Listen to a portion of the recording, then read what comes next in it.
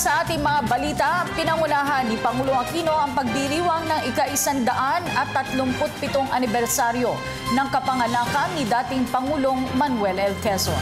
Kabilang sa mga aktibidad ngayong araw ang pagpapasinaya sa bago at modernong museo ni dating Pangulong Quezon sa Quezon City Memorial Circle.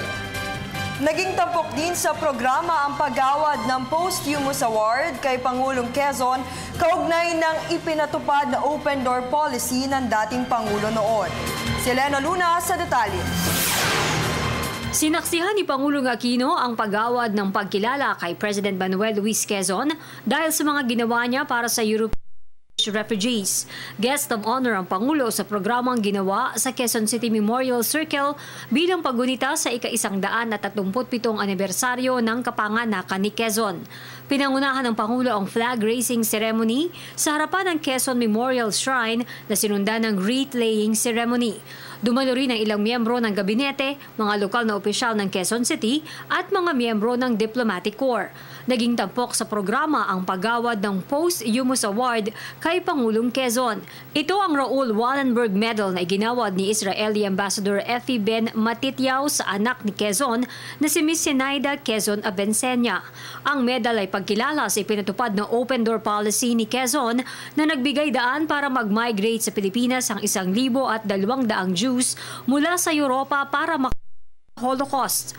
President Quezon opened the doors to the refugees, but he was met also by the hearts of the Filipinos, who opened their hearts to those many. And he earned him and his nation a great moral victory and the grateful Jewish nations. Si Yusek Manolo Quezon ng PCD-SPO na apo ni Pangulong Quezon ang nagbasa ng talumpati ni Abencena. Ayon kay Yusek Quezon, itinaguyod ng kanyang lolo ang karapatang maging malaya, hindi lamang ng mga Pilipino kundi maging ng ibang lahi. In honoring my father today, you honor the people who trusted him to lead them.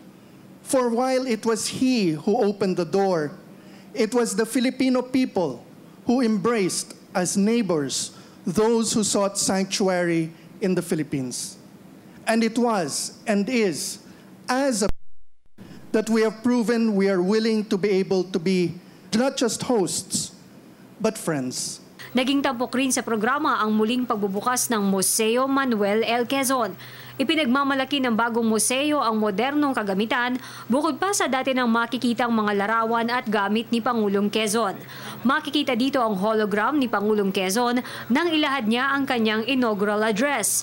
Nahahati ang museo sa 5 gallery na nagpapakita ng bahagi ng buhay ni Quezon mula pagkabata hanggang sa kanyang pagpanaw. Libre ang entrance sa museum. Bukas ito 8 a.m. hanggang 4 p.m., Martes hanggang Linggo.